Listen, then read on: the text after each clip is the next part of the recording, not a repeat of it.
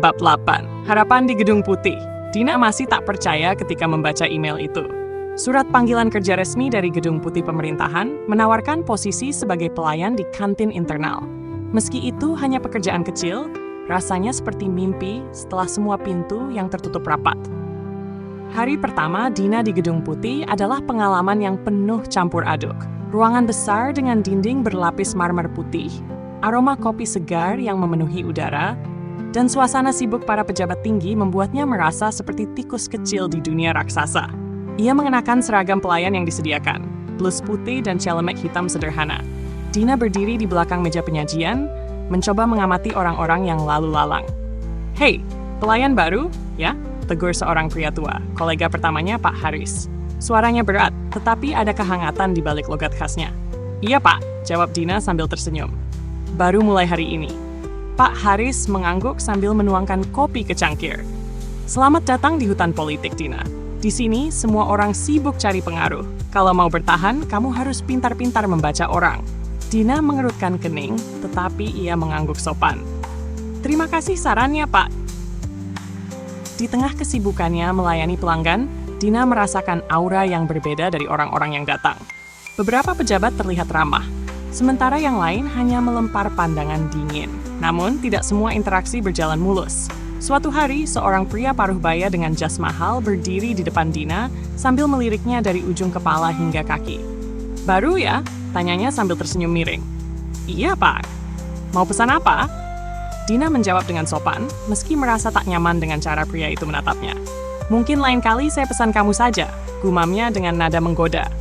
Dina merasa darahnya mendidih. Tetapi ia tahu, di tempat seperti ini, membalas komentar seperti itu bisa membahayakan pekerjaannya. Ia mengatur napas dan menjawab dengan tegas namun santun. "Maaf, Pak, di sini saya hanya melayani kopi dan makanan. Kalau ada yang lain, bisa sampaikan ke bagian informasi."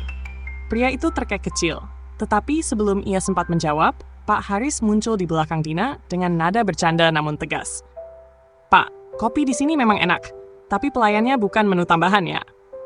Pria itu melirik Pak Haris, menggumamkan sesuatu, lalu pergi tanpa berkata apa-apa lagi. Dina menghela napas lega, meski hatinya masih terasa tidak nyaman. "Terima kasih, Pak Haris," kata Dina pelan. "Jangan terlalu diambil hati, Dina," jawab Pak Haris sambil menepuk bahunya. "Orang-orang seperti itu cuma cobaan kecil. Fokus aja sama kerjaanmu." Meski awalnya sulit, Dina mulai menemukan ritme kerjanya. Setiap pagi, ia datang lebih awal, memastikan semuanya siap sebelum tamu-tamu penting mulai berdatangan. Ia bahkan mulai mengenali pola perilaku pelanggan tetapnya.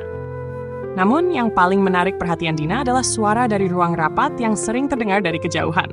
Diskusi politik, debat tentang kebijakan, dan percakapan serius lainnya selalu membuatnya penasaran. "Pak Haris, mereka ngomongin apa sih?" tanya Dina suatu hari saat membersihkan meja. Pak Haris tersenyum. "Banyak hal besar, Dina. Keputusan yang mereka buat di sana bisa mengubah nasib orang banyak. Tapi kadang, cuma sekadar debat panjang, tanpa hasil juga." Dina merenung. Ia merasa ada dunia yang sangat luas di balik dinding-dinding ini. Dunia yang mungkin suatu hari ingin ia pahami. Suatu malam, setelah semua tamu pergi, Dina duduk di salah satu meja kantin sambil memandangi cangkir kopinya. Ia merasa kecil di tempat ini, tetapi di sisi lain, ia juga merasa bahwa berada di sini adalah langkah pertamanya menuju sesuatu yang lebih besar. "Aku mungkin cuma pelayan," gumamnya pada dirinya sendiri. "Tapi aku nggak mau berhenti di sini. Ini baru awal." Dalam hati, Dina tahu bahwa pekerjaannya sekarang hanyalah batu loncatan. Ia bertekad untuk memanfaatkan setiap kesempatan, memperhatikan, dan belajar sebanyak mungkin dari lingkungan yang baru ini. Langkah kecil ini adalah pintu menuju mimpi-mimpinya yang lebih besar.